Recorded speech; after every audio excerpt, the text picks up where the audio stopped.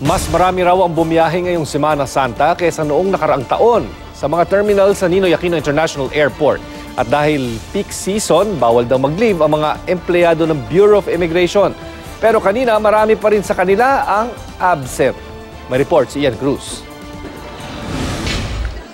Umaga pa lang kanina, napakarami ng mga pasahero sa labi ng NAIA Terminal 1, 2 at 3. Sinadya raw nilang magmaaga para hindi magkaproblema sa kanilang domestic o international flights ngayong Lunes Santo.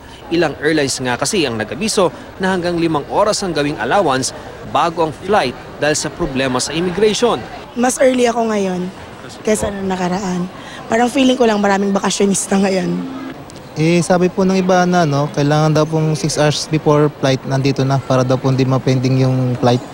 3 hours is good enough. Kanina may natanong tayo ron, 1 oras pa lang ho siya rito, naka-check-in na siya. Mayroon naman akong natanong, 4:00 pa ng umaga, nandito na ho siya, which is too much. Nasa 118,000 daw ang karaniwang bilang ng departing and arriving passengers sa lahat ng NAIA terminal kada araw. Pero nitong mga nagdaang araw, nasa 130 hanggang 135,000 daw ang average volume ng passengers. Mas mataas din ng 12.43% ang bilang ng pasahero kung ikukumpara ang April 8 araw ng Sabado sa 133,570 kumpara sa 118,801 noong March 19, 2016. 8.81% naman na mas mataas ang bilang ng mga pasahero nitong Palm Sunday sa 129,235 kumpara noong 2016 sa 118,770.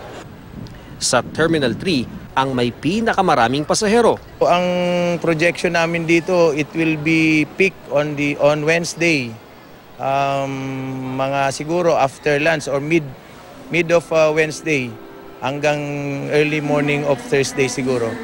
At dahil peak season ngayong Semana Santa, bawal mag-leave ang mga empleyado ng Bureau of Immigration. Pero kaninang umaga, nasa 22 ang absent na immigration officer sa NAIA.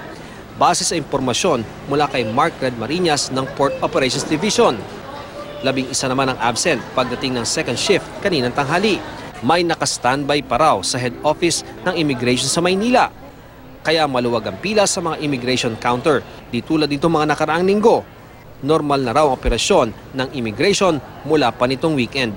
Bukod sa regular na immigration officer sa NAIA, may 140 pa na idinagdag ang Bureau of Immigration. If there's a need, there is still a number of 342 persons to be exact na ilalagay ko nila at any given time pagka may kailangan. Ian Cruz, GMA News.